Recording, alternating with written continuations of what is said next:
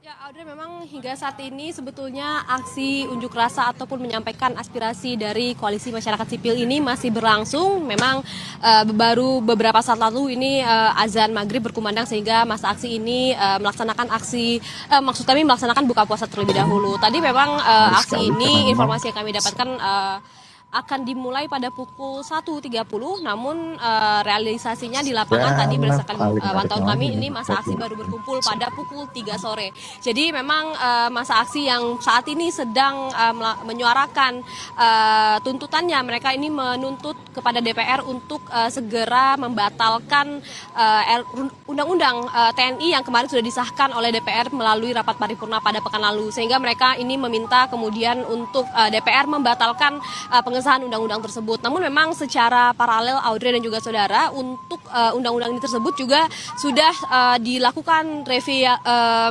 uji material begitu ya di Mahkamah Konstitusi. Jadi memang ini aksi unjuk rasa ini juga paralel begitu sembari melakukan judicial review di Mahkamah Konstitusi saat ini. Saya akan menunjukkan kepada Anda, Audrey dan juga saudara, bagaimana kemudian suasana terkini di depan gedung DPR, di mana saat ini masa aksi tadi, kalau misalkan tadi kami berbincang begitu dengan masa aksi yang mengatakan bahwa mereka sebetulnya masih ingin melaksanakan aksi begitu, karena mereka saat ini berbuka puasa terlebih dahulu sebelum nanti kemudian akhirnya mereka akan menyuarakan kembali pendapat mereka terkait dengan penolakan revisi undang-undang TNI yang sudah disahkan.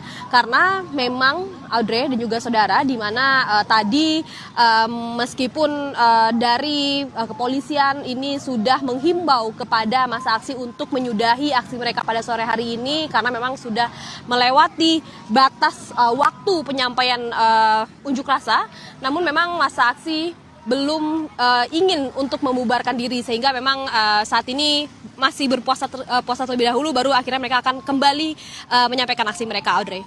Menolak Undang-Undang TNI, masa masih melakukan aksi demonstrasi di depan gedung DPR RI. Terima kasih laporannya jurnalis Kompas TV Fedriska Ananda. Kita ke topik